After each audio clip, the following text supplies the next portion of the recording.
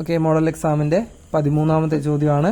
Consider the function f of x equal to x if x less than or equal to 1 if x is greater than 1. ഒന്നാമത്തെ ചോദ്യം draw the graph of the function, രണ്ടാമത്തേത് range എഴുതണം, മൂന്നാമത്തേത് limit x tends to 1 f of എക്സും കണ്ടുപിടിക്കണം.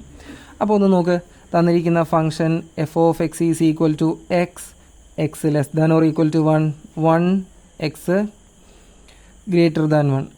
ഇവിടെ ഇതിൻ്റെ meaning എന്താണെന്നൊന്ന് നോക്കിക്കേ. ഈ എക്സിൻ്റെ വാല്യൂ ഒന്നോ ഒന്നിനേക്കാൾ കുറവോ ആണെങ്കിൽ എക്സ് തന്നെയാണ് ഉത്തരമായിട്ട് എഴുതേണ്ടത്. ഇനി എക്സിൻ്റെ വാല്യൂ ഗ്രേറ്റർ ദാൻ 1 കൂടുതലാണെങ്കിൽ, അതായത് 1 വലിയ വലിയ നമ്പേഴ്സാണ് എക്സിന് എടുക്കേണ്ടതെങ്കിൽ എക്സിൻ്റെ ഉത്തരം ആര് മാത്രമേ ഉള്ളൂ? 1 മാത്രമേ ഉള്ളൂ. അപ്പോൾ നമ്മൾ സാധാരണ ഗ്രാഫ് വരയ്ക്കാനായിട്ട് എക്സ് എഴുതും, താഴത്ത് എഫ് ഓഫ് എക്സ് എഴുതും. എക്സിൻ്റെ വാല്യൂസ് നമ്മൾ ഏതൊക്കെയാണ് കൊടുക്കുന്നത്? നെഗറ്റീവ് നമ്പേഴ്സ് തൊട്ട് കൊടുക്കാം കേട്ടോ. അപ്പം -3, -2, -1, 0, 1, 2, 3. അപ്പോൾ ഇനി ഓരോ വാല്യൂസ് നോക്കിക്കേ.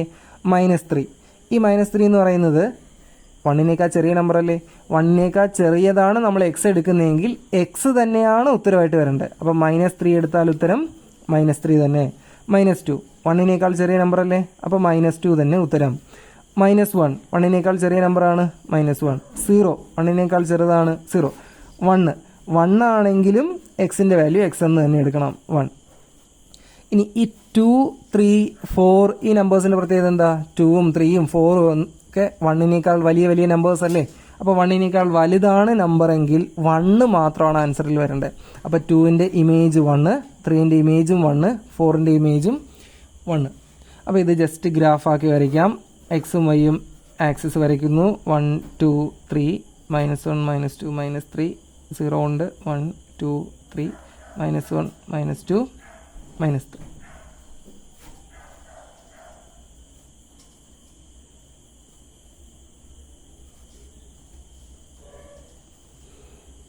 ഒറിജിൻ. അപ്പോൾ ഇവിടെ -3ക്ക് -3, അപ്പോൾ -3യുടെ നേരെ താഴെ -3. -2, -2, അപ്പോൾ -2ൻ്റെ താഴെ -2. -1, -1, -1, -1. 0, 0 എന്ന് പറഞ്ഞാൽ ഒറിജിൻ. 1, 1 എന്ന് പറഞ്ഞു കഴിഞ്ഞാൽ ഇത്. ഇനി ഈ 1 കഴിഞ്ഞിട്ടുള്ള എല്ലാ നമ്പേഴ്സിൻ്റെയും ആൻസർ 1 ആണ്. അതായത് 2ൻ്റെ ആൻസർ 1 ആണ്, 3യുടെ ആൻസർ 1 ആണ്. ഈ 1 കഴിഞ്ഞിട്ടുള്ള എല്ലാ നമ്പറിൻ്റെയും ആൻസർ 1 ആണ്. അപ്പോൾ ഇതിൻ്റെ ഗ്രാഫ് ഇതാ, ഈ 1ൻ്റെ അവിടെ നിന്ന് ഇങ്ങോട്ടൊരു ലൈൻ, പിന്നെ ബാക്കി ഗ്രാഫ് ഇവിടുന്ന് നേരെ താഴത്തേക്കൊരു സ്ട്രെയിറ്റ് ലൈൻ. അപ്പോൾ ഇതാണ് ഗ്രാഫ്. അപ്പോൾ ഇനി ഒന്ന് നോക്കിക്കേ, ഇതിൻ്റെ റേഞ്ച് എഴുതണം. ഇതിൻ്റെ റേഞ്ച് നമുക്ക് ആൻസറായിട്ട് ഏതൊക്കെയാണ് കിട്ടിയത്? ഈ 1ന് താഴെയുള്ള എല്ലാ നമ്പേഴ്സിൻ്റെയും ആൻസർ അത് തന്നെയാണ്. അപ്പോൾ ഇതിൻ്റെ റേഞ്ച് വരുന്നത് ഈ -∞ തൊട്ട് 1 വരെയുള്ള എല്ലാവരുടെയും ഇമേജ് ആര് തന്നെയാണ്?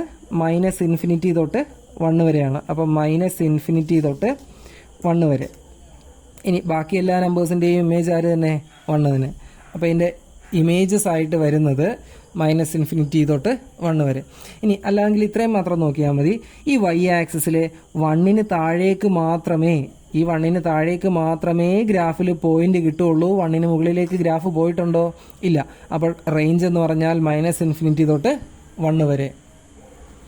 ഓക്കെ, ഇനി ആ ലിമിറ്റ് കണ്ടുപിടിക്കാൻ ശരിക്കും നമുക്ക് 2 രീതിയിൽ ആൻസർ പറയാം.